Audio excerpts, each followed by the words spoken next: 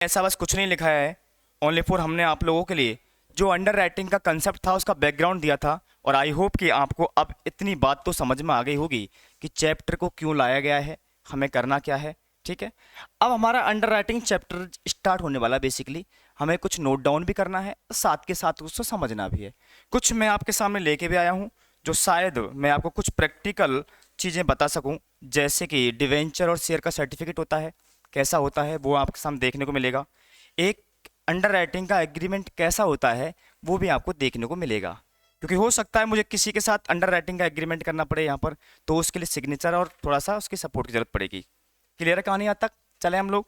तो यानी कि आपको प्रैक्टिकल और थ्योरेटिकल और जो आपका एग्जाम कंटेंट है वो सारा सारा यहाँ पर कवर करने की हम कोशिश करेंगे जितना हो सकता है। ठीक है, चलिए। अंडर राइटिंग हमने इसमें बहुत सारी बातें की हैं और आई होप कि जितना कराया है उतना आपको समझ में आ गया होगा।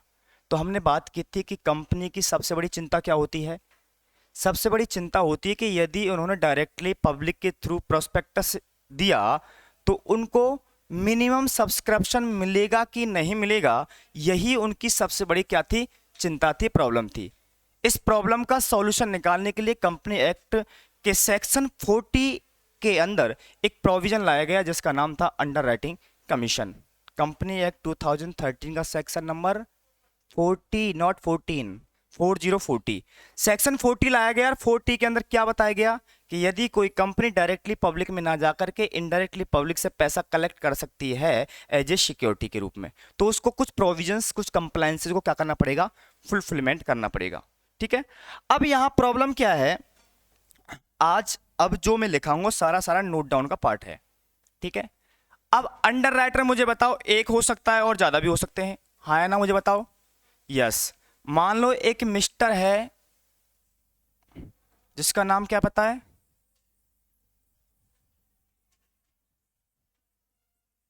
मिस्टर कुकरेजा। आपने मूवी देखी है शादी में जरूर आना? आना नहीं है बोल रहा हूं मैं तो बस। ठीक है, हाँ। तो यानी उसमें देखा होगा आपने 5-6 करोड़ का घोटाला करता है, वो मिस्टर कुकरेजा होता है। और वो घोटाला इसलिए करता है, वो पैसे वाला होता है। और मुझे यहाँ पर पैसे वालों की ही जरूरत है।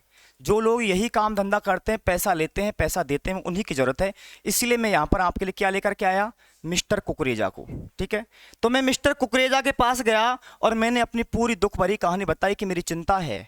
और चिंता क्या है कि मैं यदि पब्लिक से डायरेक्टली पैसा लूंगा, डायरेक्ट प्रोस्पेक्टस इशू करूंगा, तो उस केस के अंदर मुझे मिनिमम सब्सक्रिप्शन नहीं मिला तो मुझे अपना क्या करना पड़ेगा, इशू को कैंसिल करना पड़ेगा। इस बात से बचने के लिए मैं तेरे पास आया हूं, मुझे एक समाधान चाहिए। बोले क्या?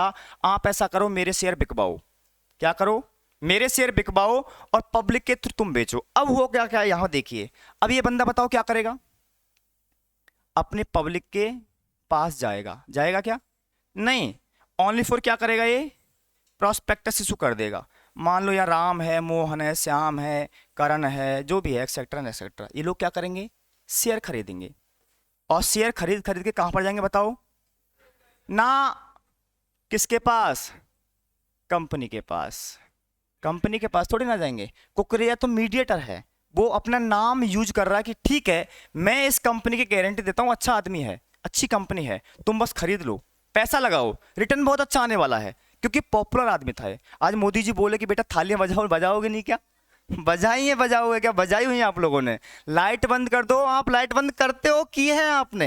यानी ऐसा ही मिस्टर कुकरेजा है, बट वो कहां पर है, कैपिटल मार्केट में। बोला कि ये तो लोग आते, अच्छा बड़े आदमी का हाथ आया है, अच्छा आदमी है, करो काम, इस पर विश्वास किया जा सकता है। ऐसा ही है मिस्टर कुकरेजा। कुकरेजा ने बोला कि ठीक है शेयर लो, एबीसी लिमिटेड बेचना चाहती है। लोगों की लाइन लग गई और शेयर एप्लीकेशन खरीदने लगी। ऐसे केस के अंदर बैंक सबसे पहले कंपनी क्या करती है पता है, एक बैंक को अथोराइज करती है। क्या करती है? बैंक को अथोराइज। जो जो शेयर खरीदेगा बैंक के पास जाएगा, डिपॉजिट भी कहां करा देगा, बैंक के पास। अब समस्या आ गई क्या, जब बैंक के पास पूरा उनका एप्लीकेशन फॉर्म पहुंचेंगे तो वहां पर ये देखेगी कंपनी कुकरेजा ने कितने बिकवाए, मैंने कितने बेचे, ऐसा देखेगी क्या? डिपेंड करता है चिंता के ऊपर। जैसे मान लो मेरी चिंता है 1 लाख शेयर बिचवाने की, लेकिन मैंने अंडर राइटर को डिपेंड करता है कि अंडर राइटर ने चिंता कितने की ली है, 50,000 की, 60,000 की, 80%, 70%, 90%, डिपेंड करता है। यानी प्रोपोर्शनेट बेसिस पर उसने चिंता ली है या फुल्ली ली है, उसने डिपेंड करेगा। बात समझ में आ रही है? तो उनके एप्लीकेशन का अपोर्शनमेंट उसी ही रेशो में कर दिया जाएगा जिस रेशो में उन्होंने अपोर्शन चिंता ले रखी है। क्लियर है कहानी आता? चलिए, तो यहां पर इस बात पर चर्चा नहीं करूंगा। यहां सिंगल है, मान लो पूरे शेयर की गारंटी ले ली कि ठीक है मैं 1 लाख पूरे बिकवाऊंगा। बात समझना मेरी बात को। अब मान लो पब्लिक ने 80,000 खरीदे, क्या खरीदे? 80,000। अब 80,000 में क्या मुझे बताओ कुछ करेगा क्या? नहीं, तो 20,000 इसको लेने पड़ेंगे। लेकिन समस्या है दूसरी जगह। मान लो इसने 90% की गारंटी ली, कितने की ली? और इसके बेचने से लोगों ने 70,000 ने खरीद लिए, लेकिन इन्होंने प्रोपोर्शनेट बेसिस पे लिया ना। तो यानी कि ऐसा लॉ मेकर बोलता है कि जब भी तुम प्रोपोर्शनेट बेसिस पे लोगे तो पहले अपने सिग्नेचर करके बेचोगे। जिसको एप्लीकेशन दोगे आप क्या करोगे? पहले अपना सिग्नेचर करोगे, जिससे आइडेंटिफाई हम कर पाए कि तुमने कितने बिकवाए हैं। बात समझ में आ रही है? यस और नो? यस। फुल्ली है तो कोई प्रॉब्लम नहीं है, चाहे वो मेरे से खरीद के लेके जाए या तेरे से लेके जाए, सब तेरा। लेकिन उस केस में जब आप प्रोपोर्शनेट बेसिस पे लोगे तो आपको सबसे पहले यह देखना पड़ेगा कि आप कितने बेच रहे हो। एप्लीकेशन आए 70,000 के, लेकिन तुम्हारे मार्का वाले 50,000 हैं, तो इसका मतलब तुमने कितने बिकवाए? समझ में आ रही है? तो यानी आइडेंटिफाई करने के लिए यहां पर कंपनी लॉ बोलता है कि ठीक है, जब भी प्रोपोर्शनेट बेसिस पर आप क्या लोगे? अपनी चिंता लोगे, गारंटी लोगे, अंडर राइटिंग करोगे, उस केस के अंदर आप उन पर क्या करोगे? अपना wearing of the stamp of the under writer. Under writer का स्टाम्प होना उस पर बहुत जरूरी है, जिससे उसको इजीली हम क्या कर सकें? ट्रैक कर सकें, आइडेंटिफाई कर सकें किसने कितने बिकवाए हैं। चलो, यहां तो एक बंदा था मिस्टर कुकरेजा, लेकिन अब कुछ कहानी और बदलेगी। मान लो यहां आप कितने आगे बताओ मेरे पास? 2-3 लोग आ गए।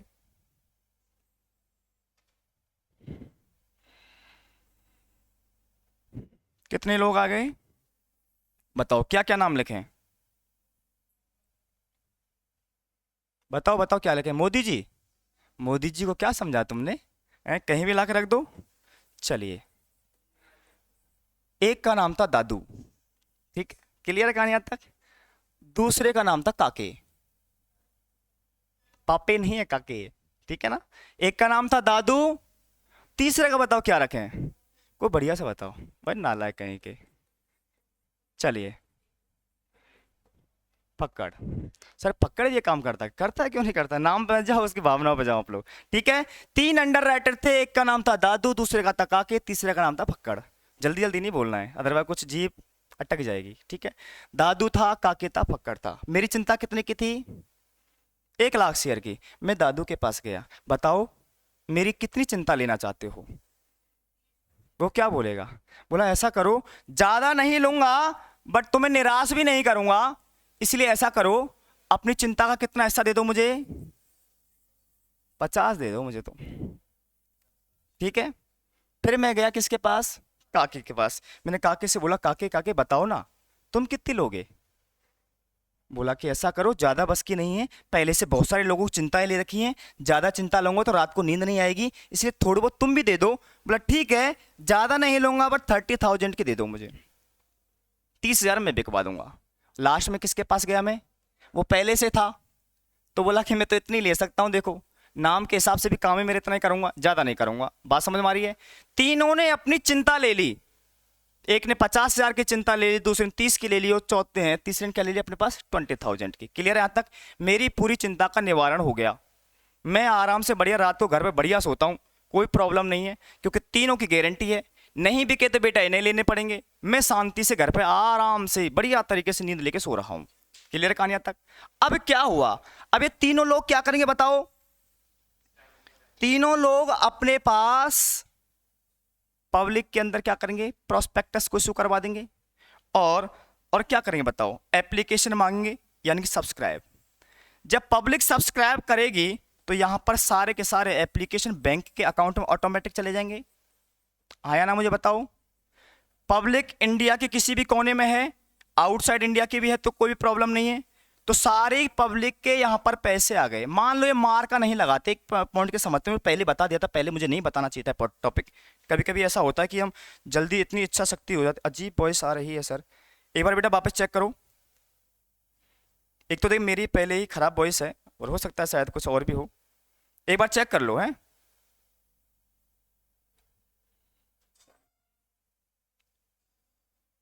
प्रियांशु अब करो बेटा एक बार।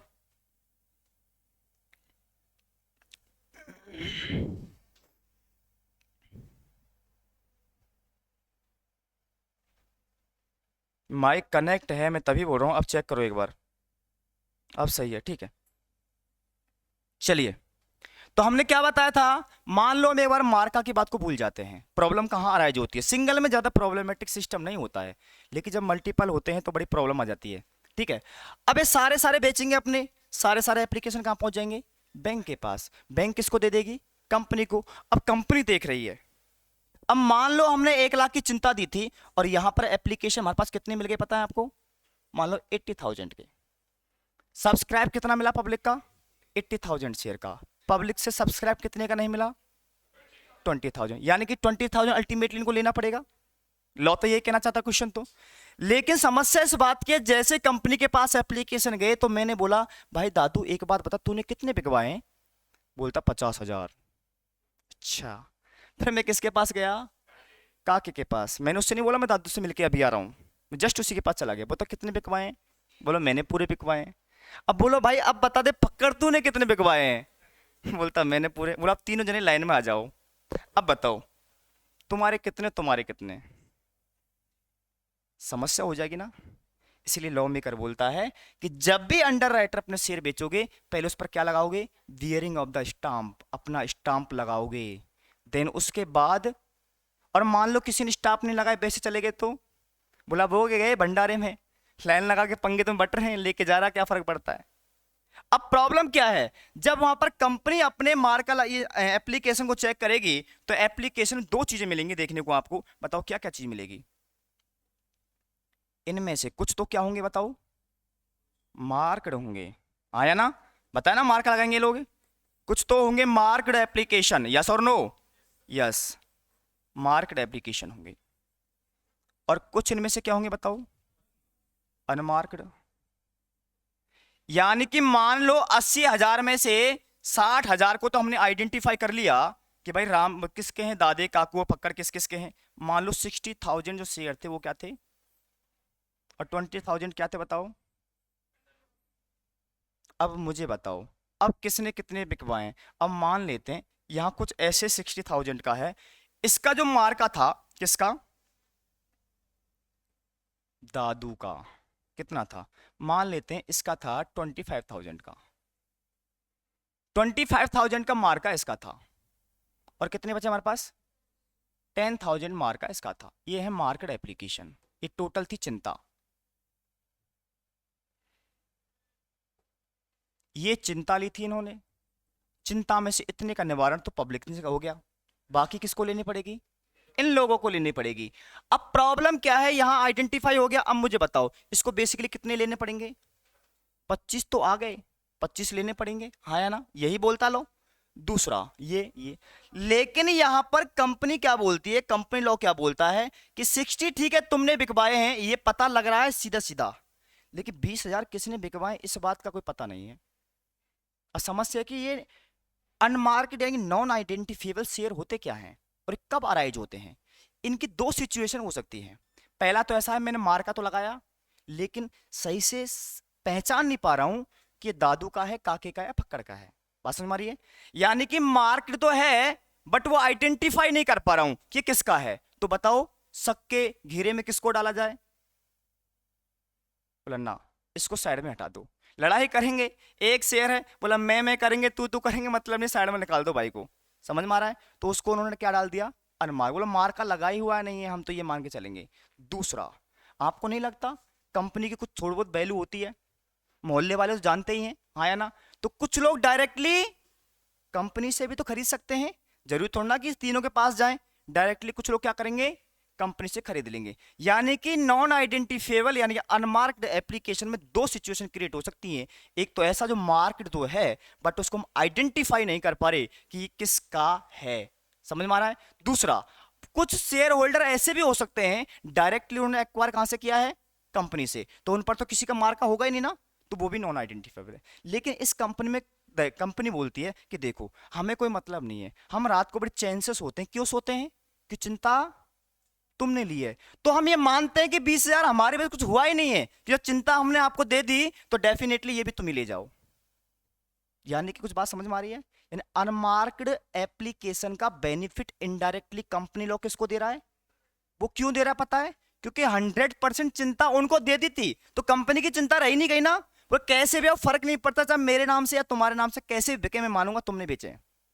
लेकिन समस्या है कि भाई किस किस को बताएं। मैंने 10,000 डाल दिए कि ले जाओ, ये तुम्हारे हिस्से में जाएंगे, और तीनों मार कूट कर रहे हैं कि मेरा है मेरा है मेरा है। प्रॉब्लम आएगी नहीं आएगी? तो यहां पर कंपनी लॉ बोलता है कि जिसने जितनी बड़ी चिंता ली थी उसको उतनी ही ज्यादा अनमार्केड एप्लीकेशन में क्या दे दो? फायदा दे दो। यानी कि इसका अल्टीमेटली बेनिफिट किसको दिया जाएगा? तीनों को नालायक, किसको? अंडर राइटर को। किनको दिया जाएगा? किस में दिया जाएगा बताओ? जिसको बोलते चिंता का रेशो, चिंता का रेशो। सर ये कैसा रेशो है? बोला हाँ है ना। क्लियर, समझ में आ रहा है? अब मुझे छोटा सा जवाब दे दो, छोटा सा जवाब आ गया, समझ लो चैप्टर का 99% पोर्ट्स पार्ट खत्म हो जाएगा। बस इतना था। बोला हाँ इतना सा चैप्टर। यानी कि एक बात तो पता लग गया, अंडरराइटिंग क्यों जाते हैं हम लोग? जब पब्लिक से ना करके इनडायरेक्टली जाते हैं। अब हमें निकालना क्या है? जिनको हमने चिंता दी है उतनी किन की उनकी कितनी लायबिलिटी है, बस हमें ये पूरे चैप्टर में यही निकालना है। अब मुझे बताओ, यहां पर मान लेते हैं 10,000 का, एक बार बेटा अपोर्शन करो कितना आ रहा है? करो सो कितना आ रहा है? 10 को रेशो किनका बताओ क्या है? 5:3:2 है। तो वह 10 हो गया कितना? 1000 1000 10,000 4,000 और अबे नालायक कहेंगे 6 होगा। क्लियर है यहां तक कहानी? अब मुझे बताओ दादू की चिंता कितनी पड़ी हुई है अभी भी? यानी कि 10 तो ये हो गया, 25 35 कितने की चिंता ली थी? अब 15 किसको लेने पड़ेंगे? मैं कंपनी के पास गया, बताओ बताओ क्या हुआ? बोला देख 50 की चिंता ली ना, दिख रहा था डायरेक्टली। ये दिख नहीं रहा, लेकिन हमने तुम्हें दे दिया। कितने तुमने बिकवा दिए? 35। कितने की ली थी? कितने लेने पड़ेंगे? यही मेरा आंसर है और यही तुम्हें निकालना है। बताओ किसी को कोई डाउट है क्या? हाँ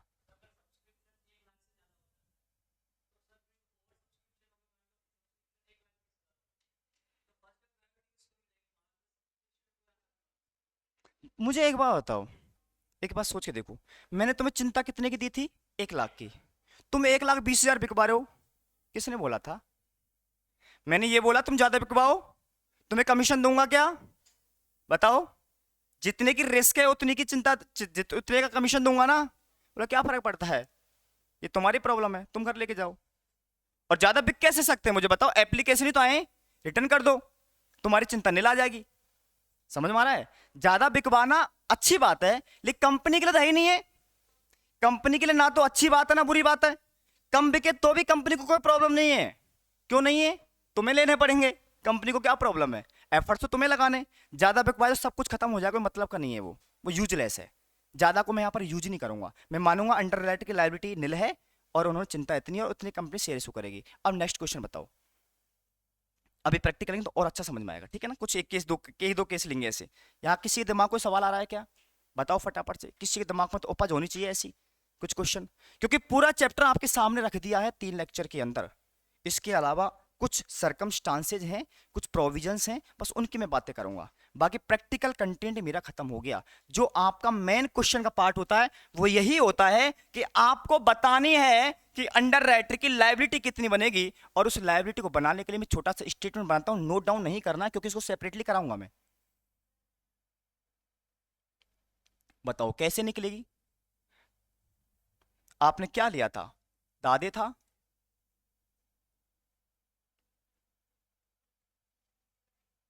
हाँ या ना मुझे बताओ। ये आपका क्या है? ये स्टेटमेंट क्या शो कर रहा है? Liability of under writer. आया ना बताओ। जो चिंता ली है कितने के लिए बताओ? 50 में एक का ले लेता हूं, जिसमें से आपने मार्क्ड तुमने बेचे, बिके तो थे लेकिन इनडायरेक्टली में तुम्हें दे दिए। ये क्या निकल के आया बताओ मुझे? यही तो थी, यही आपको करना है। अब प्रॉब्लम यह कि चिंता को हम चिंता बोलेंगे क्या, ये तो अच्छी बात हो जाएगी। मान लो क्वेश्चन बोले चिंता बताओ, तो तुम्हारा दिल प्रफुल्लित हो जाएगा, ठीक है। इस चिंता को बोलते हैं ग्रॉस लायबिलिटी। अब एक प्रॉब्लम है, अब मैंने अंडर राइटर को चिंता तो दे दी, लायबिलिटी भी निकल के आगे भाई की 15,000 आया ना, यही आई थी ना, ये 25 था और ये 10 था, लेकिन इसको कमीशन कितने पे मिलेगा बताओ। कमीशन कितने पे मिले, देना तो पड़ेगा ना, कि फोकट में काम करेगा। फक्कड़ पहले से फक्कड़ था, तुम्हें लगता है फोकट में काम करेगा ना, कुछ तो लेगा, बट लेगा, कमीशन लेगा, बट कितने शेयर पे लेगा, दैट्स माय पॉइंट। 35,000। शिट, क्यों, बताओ बताओ बताओ, मुझे आपके आंसर का बेटे बड़ा सिंपल सा जवाब है एकदम। लॉजिकली सोचो, आप अंडर राइटर हो, मैं कंपनी हूं, आप मुझसे कितने पर कमीशन लेने आओ। मान लो इसकी चिंता जीरो हो गई, इसकी लायबिलिटी नहीं लाई है, क्या कुछ नहीं दोगे, बोले जा घर पर, तूने कुछ नहीं लिया, तो मैंने लगता उसकी नींद ने जिस दिन चिंता ले ली थी, उसने रात और दिन एक कर दिया होगा कि मुझे 50,000 बेचने, 50,000 बेचने, उसने बेचने के लिए तो बोल रहा था। यदि उसको कमीशन इस पर मिलेगा तो बेचेगा नहीं, वो तो बोला मैं तो आराम से सोऊंगा, बिक गए तो मुझे और क्या कमीशन और नहीं मिलेगा। समझ में आ रहा है, यानी कि आपको कमीशन अंडर राइटर किस पर देना पड़ेगा, ग्रॉस लायबिलिटी पर, क्योंकि चिंता तो ये थी। समझ में आ रहा हूं आपकी, आए ना, ये तो लायबिलिटी है भाई, चिंता थोड़ी ना है, चिंता तो ये थी, इतनी आपने बेच दी, इतनी आपकी बच गई, दिस इज लायबिलिटी, ये है आपकी चिंता, चिंता पर लेना पड़ेगा। बात समझ में आ रही है।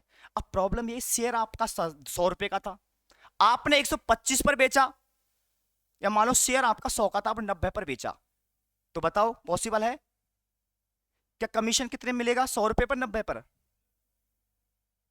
पहले तो बेवकूफो मुझे एक बात बताओ, नालायक कहीं के, इस शेयर कभी डिस्काउंट पर होते हैं क्या, होते हैं क्या, नहीं पढ़ा कभी आपने, पढ़ा है ना।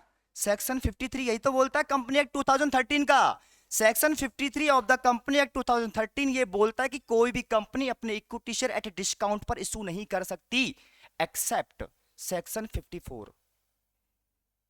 अब सेक्शन 54 में क्या लिखा हुआ है, सेक्शन 54 में ये लिखा हुआ है कि स्वेट इक्विटी शेयर्स पर डिस्काउंट दिया जा सकता है।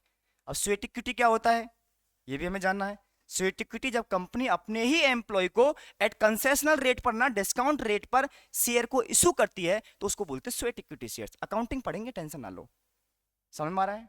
सेक्शन नहीं रटने हैं आपको, हो जाए तो बहुत अच्छी, बैलेंस गुड, इससे बढ़िया क्या हो सकता है। पर बोलेंगे कितनी अच्छी नॉलेज है बच्चे को, देखो सेक्शन भी डाल दे रहा है, ठीक है ना, वो आपके एक्स्ट्रा ऑर्डिनरी परफॉर्मेंस होगी। बट जो मेरा कंटेंट है वो ये है, क्या यहाँ तक की बात सबके दिमाग में जाती है, किसी को डाउट तो नहीं है किसी प्रकार का। यानी कि कमीशन किस पे दिया जाएगा, चिंता के रेसो पर, चिंता जितनी ली है उतनी ही आपको मिलेगी कमीशन। बात समझ में आ रही है, जितनी रिस्क उतना फायदा, ये रिस्क थोड़ी ना थी, ये तो तुमने लेने पड़े हैं, ठीक है, ये तो नील भी हो सकती थी, तो तुमने इतना सारा तामझाम वैसे किया था। देखो इतना बड़ा लिफाफा, ये तो बहुत छोटा लाया हूं मैं, 25 से 30 पेज का था एग्रीमेंट में, 2 पेज निकाल के लाया हूं।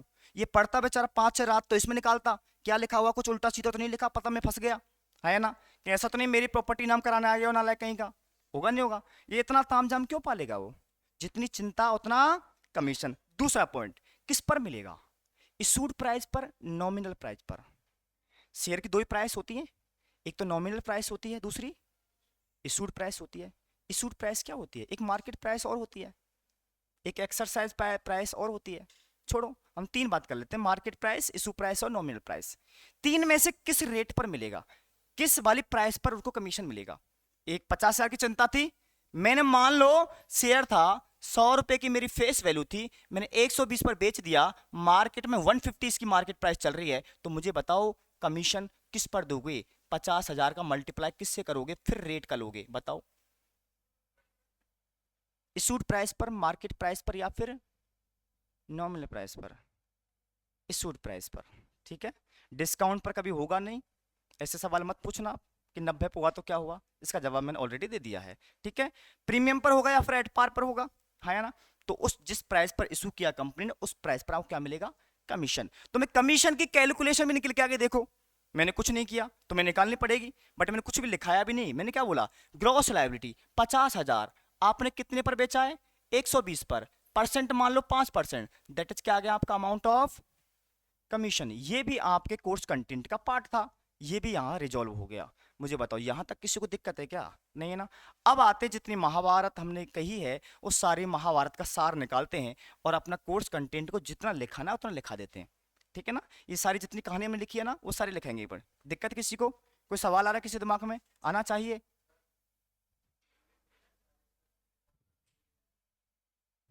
ये तो फिक्स होता है, कंपनी का जब इशू करती है तो वो उसकी रेट फिक्स होती है। ऐसा थोड़ा ना कि तू मेरे रिश्तेदार 120 पे ले जा, ये मेरा बाहर वाला पे 150 दे दूंगा। पार्सिलिटी नहीं होगी यहाँ पर, सिंपल, ठीक है। क्योंकि कंपनी हमेशा कॉन्ट्रैक्ट के थ्रू काम करती है और कॉन्ट्रैक्ट ये पैरिटी होती है सबके बीच में, ऐसा नहीं है कि डिफरेंस होता है, डिफरेंस प्राइस नहीं होती बेटा, ठीक है। हाँ, अलग अलग टाइप के कर सकती है, अलग अलग टाइप के, लेकिन शेयर इक्विटी शेयर तो एक ही टाइप का होता है, अलग टाइप का हो ही नहीं सकता। प्रेफरेंस शेयर ऐसे हो सकते हैं, डिवेंचर हो सकते हैं, 13% डिवेंचर मैंने इतने पे दे दिया, 14% इतने पे दे दिया, 15% इतने पे दे दिया। सर ये कौन से डिवेंचर होते हैं, आप तो डिवेंचर बोलो 14%, 13%, 12%, ये क्या होता है। इनकी रेट इंटरेस्ट की अलग अलग है, तो जिस पर इंटरेस्ट ज्यादा मिल रहा है तो इशू प्राइस कम हो जाएगी। वो डिपेंड करता है कंपनी किस तरीके से अपनी कॉन्ट्रैक्ट की पॉलिसी को लेकर के चल रही है। या तो बात समझ में आती है, वो डिवेंचर पे पॉसिबल है बट इक्विटी शेयर पे पॉसिबल नहीं है। वो अपना क्वेश्चन यानी कि ये इरिलेवेंट हो गया अपना। चलिए अब आ जाओ फटाफट से। ओह, अच्छा हुआ चला गया, अब आएगा नहीं मुझे पता है, जो एक बार जिंदगी से चला जाता है वापस थोड़ी ना आता है, ये भी नहीं आएगा। चलिए, underwriting of security, securities की underwriting, point number 1,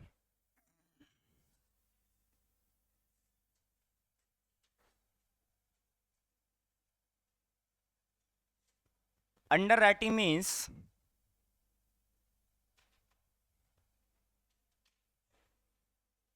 is an commitment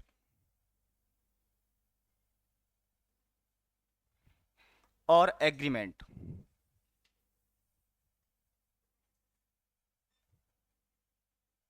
between, कौन कौन थे बताओ, एक तो अंडर राइटर था, दूसरी कंपनी थी।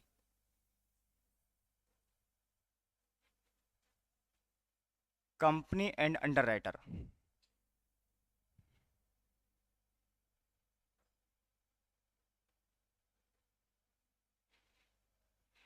एट कंसेशनल रेट, या नहीं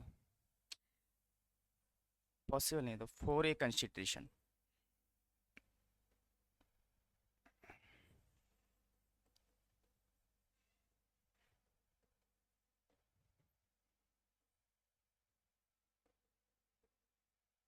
कंडीशनल और non conditional,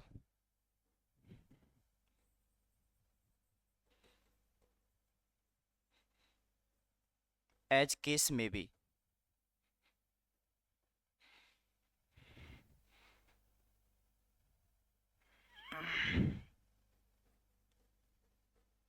when do not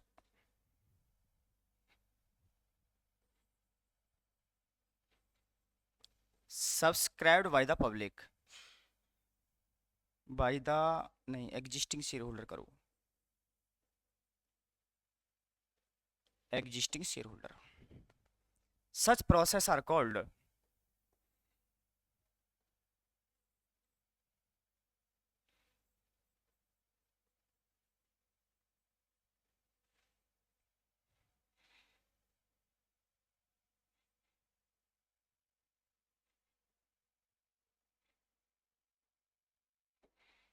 under writing. जब मैं किसी अंडर राइटर के पास जाऊंगा तो डेफिनेटली पेपर लेके जाऊंगा और उसे बोलूंगा सिग्नेचर कर दो, बात समझ में आ रही है।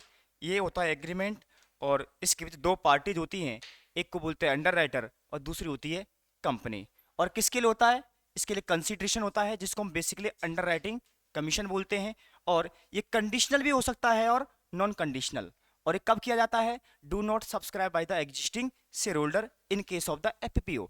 आईपीओ केस में तो हो ही नहीं सकता ना, तो यदि यहाँ पर मैंने ये लिखा है do not subscribe by the existing share holder, इसका मतलब है एफपीओ का केस है।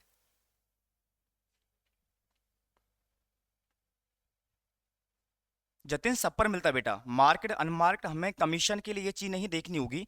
कमीशन के ओनली फॉर हमें ये देखनी है इन्होंने लाइबिलिटी कितने की ली है, दैट इज ग्रॉस लाइबिलिटी, जिसकी मैं बात कर रहा था, बार बार चिंता वर्ड यूज किया है, वो ग्रॉस लाइबिलिटी है। तो आपको कमीशन हमेशा कैलकुलेट किस पर होगा?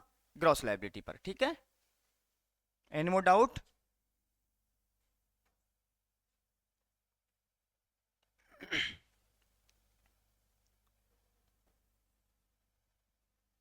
इसके बाद हमने और क्या लिखा था बताओ?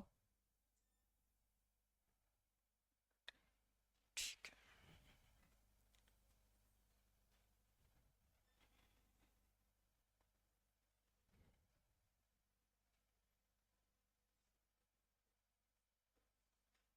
मार्केट एप्लीकेशन क्या होते हैं बताओ? पता है आपको ये?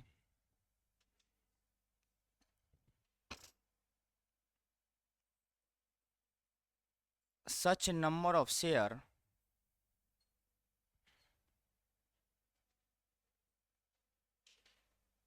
Authorised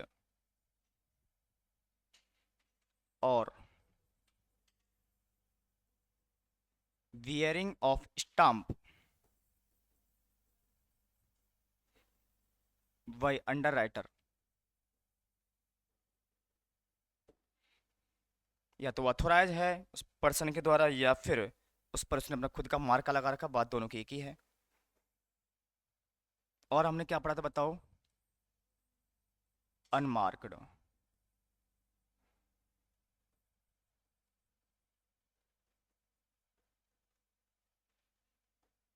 unmarked application.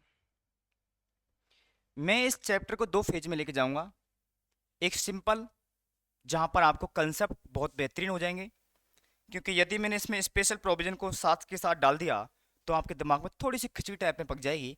तो मैं चाहता हूं पहले 1 से 2 दिन प्रैक्टिस हम ऐसे क्वेश्चंस की करेंगे जिनका एकदम सिंपल, किसी का कोई स्पेशल प्रोविजंस नहीं है।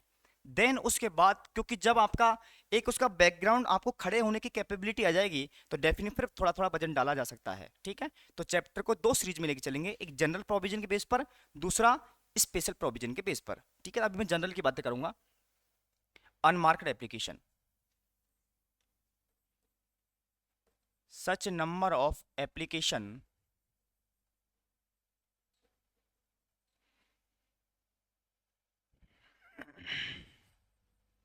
received which is not bearing of stamp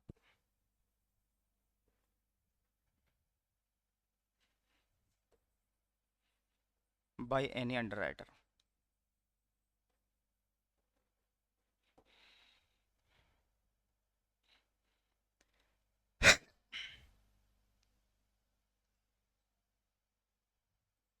एक पॉइंट जो मैंने डिस्कस नहीं किया है, डेफिनेटली शायद अब करेंगे थोड़ा सा।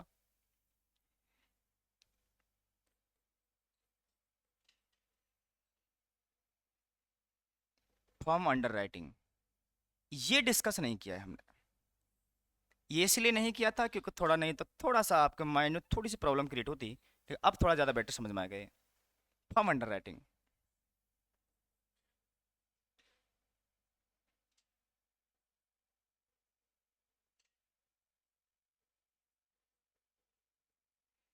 Under written for number of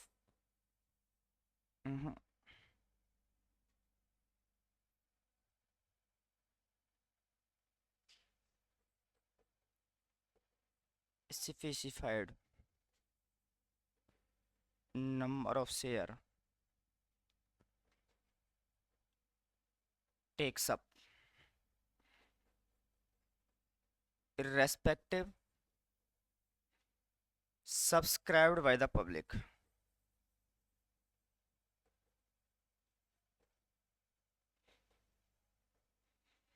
यानी कि जब अंडर राइटर एक ऐसा एग्रीमेंट करता है कंपनी के साथ, पब्लिक कितना भी मांगे, लेकिन इतने शेयर तो मैं मिनिमम लूंगा ही लूंगा, इसमें किसी को दूंगा नहीं, उसको बोलते firm underwriting.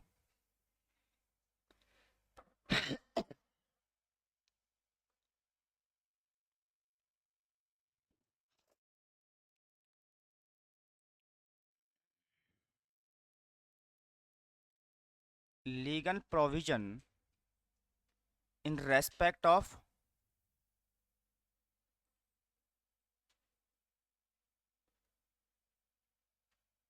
Underwriting.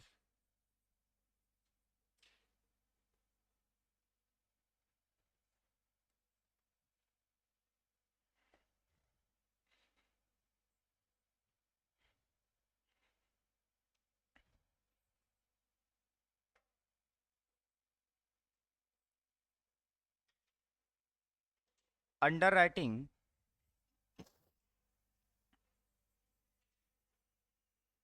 Authorised by article.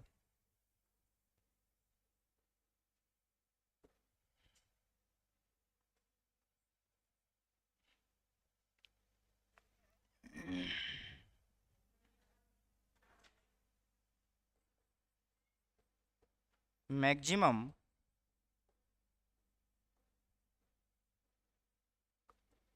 Commission payable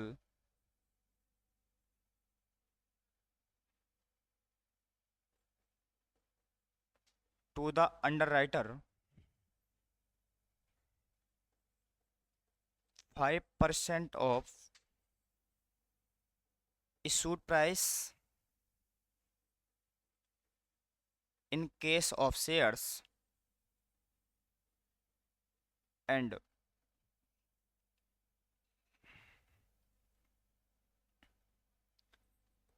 2.5% of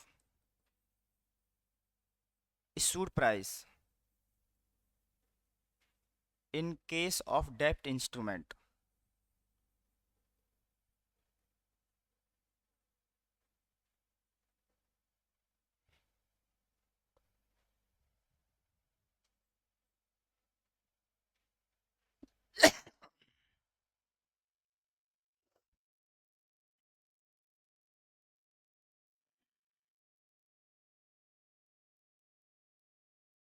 Do not commission payable on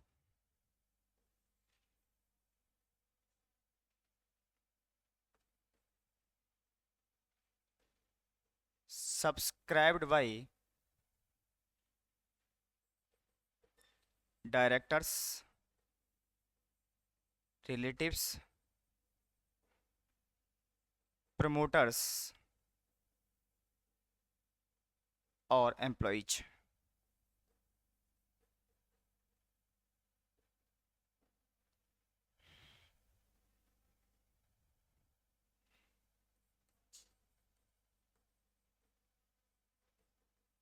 Commission payable on gross liability।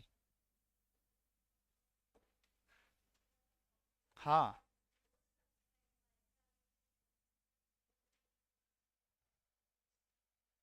इधर डायरेक्टर। ज़्यादा जलेबियाँ बन गई क्या? क्या करें, हमारे इंग्लिश ही है थोड़ी, राइटिंग ठीक नहीं है। जब मैं फर्स्ट टाइम लिख रहा था तो मुझे समझ में नहीं आता क्या हो रहा है इस पे। जम्मू कश्मीर चलता था, कन्याकुमारी और जम्मू कश्मीर ऐसे चलती थी मेरी प्रिंटिंग। अब ठीक हो गई है, धीरे धीरे और ठीक हो जाएगी। प्रैक्टिस इज मेक परफेक्ट, वही वाला कंसेप्ट लगेगा यहाँ पर भी। ठीक है। क्या हुआ? हाँ, पहले तो पता बहुत कुछ होता था, मैंने इसको ऊपर कर दिया, बेचारा नीचे आया नहीं जिंदगी में, ऊपर कहानी खत्म हो गई। अभी तो कोई दिक्कत नहीं आती, लेकिन पहले बहुत ज़्यादा दिक्कत आती थी। और ये सिस्टम हो गया तो इसमें तो कुछ हाथ नहीं लगा सकता था मैं। मैक्सिमम कितने अंडर राइटर हो सकते हैं एक कंपनी के पास? कोई लिमिट नहीं, कोई लिमिट नहीं बेटा, नंबर ऑफ अंडर राइटर की कोई लिमिट नहीं है। ये तो कंपनी का प्यार है, जितनी जगह बांटेगी उतनी ज़्यादा मिलेगा इनको, कोई दिक्कत नहीं है।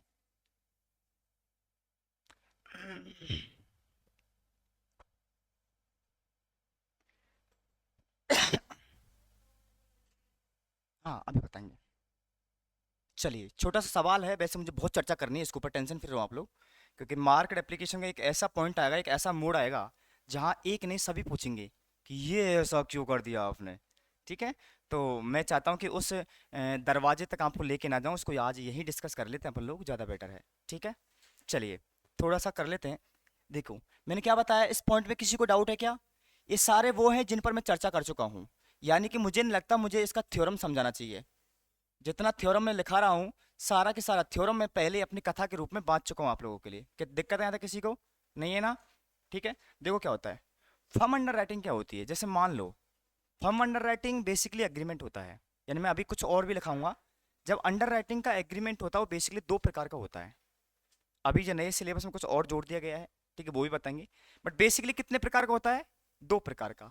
एक होता कंडीशनल और एक होता है फॉर्म अंडर राइटिंग। ठीक है, कंडीशनल का मतलब है प्रोपोर्शनेट बेसिस पर ले रहे हो, सिंगल है तो कैसे लेगा, मल्टीपल है तो कैसे लेंगे, वो एक अलग अलग सिचुएशन होगी। एक तो होता है कंडीशनल, दूसरा होता है फॉर्म अंडर राइटिंग। कंडीशनल का मतलब जानते हो क्या होता है? नहीं बिके तो तुम्हें लेने पड़ेंगे, that's conditional. Form under writing में ऐसा नहीं है। फॉर्म अंडर राइटिंग मान लो एक बार हरिओम पाटीदार यहां पर आ जा, हरिओम पाटीदार यहां पर आया, देख इधर इधर इधर।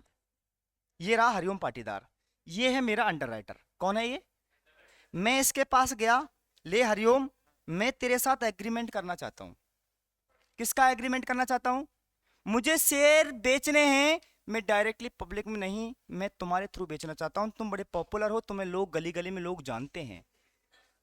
ठीक, आपका नाम है, आपको लोग जानते हैं, आपके थ्रू जल्दी बिक जाएंगे, हाँ या ना? इन्होंने एग्रीमेंट किया, ये हरिओम पाटीदार ने एग्रीमेंट ले लिया। एग्रीमेंट को बड़ी बारीकी से पढ़ रहा हरिओम, जैसे आप देख पा रहे हो। ठीक है, जैसे इसने पढ़ा, इसने बोला कि सर रुको। बोला क्या हुआ? मुझे पता है, मैंने आपकी कंपनी का नाम सुना है, आप बड़े रेपुटेड हो, ये लोग तो बेवकूफ हैं, आपको नहीं जानते, आपका शेयर नहीं लेना चाहते। लेकिन मैं ऐसा बेवकूफ नहीं हूं, यानी कि मैं एग्रीमेंट पर साइन तो कर दूंगा, लेकिन साइन में दो कंडीशन डालो। बोला क्या डालो? बोला देखो मैं कुछ शेयर खुद ही लेना चाहता हूं। बोला कि नहीं बिके तो ले लेना ना। बोला कि नहीं बचे तो? बात समझ मारी है? यानी कि मैं 50,000 के शेयर में से 20 तो मैं लूंगा, और ध्यान रखना पब्लिक कितनी भी चिल्लाए लेने के लिए, बट इनमें से एक भी नहीं दूंगा। बात समझ मारी है? और बचे कुछ कितने? 30,000। 30,000 पब्लिक के लिए ओपन है, पब्लिक ने ले लिए तो अच्छी बात है, नहीं लिए तो इनको भी मैं ले लूंगा। बात समझ मारी है? यानी कि पाटीदार ने दो हाथ में, अब पाटीदार जा, एग्रीमेंट हो गया, मेरे साथ लेके जाए इसको, है वापस दे जाना जाते समय। ठीक है, तो पाटीदार के साथ मेरा क्या हो गया? एग्रीमेंट। पाटीदार ने क्या बोला? सर मुझे एक हाथ में लड्डू नहीं चाहिए, दोनों हाथों में चाहिए। बोला बता कौन सा हाथ में क्या चाहिए तेरे को? बोला इसमें चाहिए जो मैं किसी को नहीं बेचूंगा। बात ध्यान से देखो मेरी बात को, मैं किसी को नहीं बेचूंगा, ये वाला हाथ खुला है, जिसको इच्छा हो श्रद्धा उठा के ले जाओ, कोई प्रॉब्लम नहीं है, और बचेगा तो मैं ले लूंगा। अब यहां मेरी बात को देखो, मेरे जो स्टेटमेंट लिखाया था ना आपके लिए, मार्क्ड अनमार्क्ड, उसमें एक ट्विस्ट आने वाला है, वो इसी का आने वाला है। अब मुझे बताओ, इस वाले हाथ में से मैं 30,000 की रेस्पॉन्सिबिलिटी ली थी, इस वाले हाथ में